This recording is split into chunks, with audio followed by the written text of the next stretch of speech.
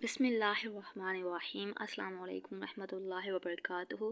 آپ کو اس چینل پہ اردو کے پاس پیپر، اردو گرامر اور UPSC SST جابس کے بارے میں بہت ساری ویڈیوز مل جائیں گی، اور اگر آپ کو ویڈیو اچھی لگے چینل کو سبسکرائب کر لیں۔ شکریہ۔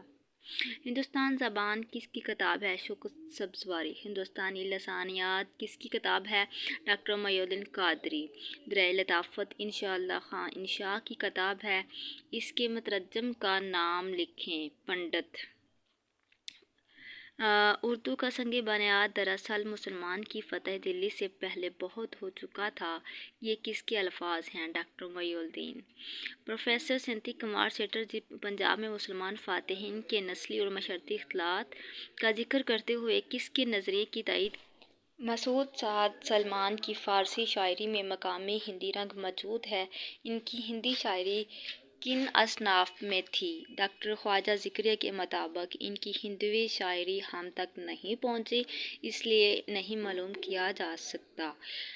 تو اور میں پڑھ کے بتا دیتی ہوں۔ بابا فرید کے دوہے کس زبان میں ہے؟ ڈاکٹر خواجہ زکریا کے مطابق ایسی زبان میں جو اس دور میں ملتان کے گرد و نواح میں بولی جاتی تھی، جسے موجودہ پنجابی اور اردو دونوں سے لسانی نسبت ہے۔ اور کس شاعر کی غزل دکنی غزل کا نقطۂ عروج ہے؟ ولی جو تھے یہ رباعی خالص فارسی صنف ہے۔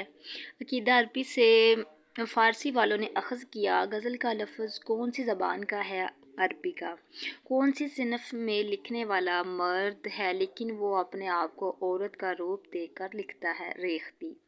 حالی، اقبال اور فیض بنیادی طور پر کس صنف کے شاعر ہیں؟ نظم نگار۔ کون سے؟ حالی، اقبال اور فیض۔ یہ بہت ہی امپورٹنٹ سوال ہے، یہ پیپرز میں اکثر پوچھا جاتا ہے، ریپیٹ میں بھی پوچھا جاتا ہے بار بار پیپرز میں۔ حالی، اقبال اور فیض بنیادی طور پر کس صنف کے شاعر ہیں؟ نظم نگار ہیں۔ انجمن پنجاب نے کب لاہور میں نظمیہ مشاعرے منعقد کیے؟ 1874۔ اقبال کے بارے میں حالی ہو گیا، اور 2-3 یہ فیض کے بارے میں بھی، اور جو 19ویں صدی کے 20ویں صدی کے جو ماڈرن شاعر ہیں اس کے بارے میں آپ لوگوں کو ساری معلومات ہونی چاہیے، ٹھیک ہے۔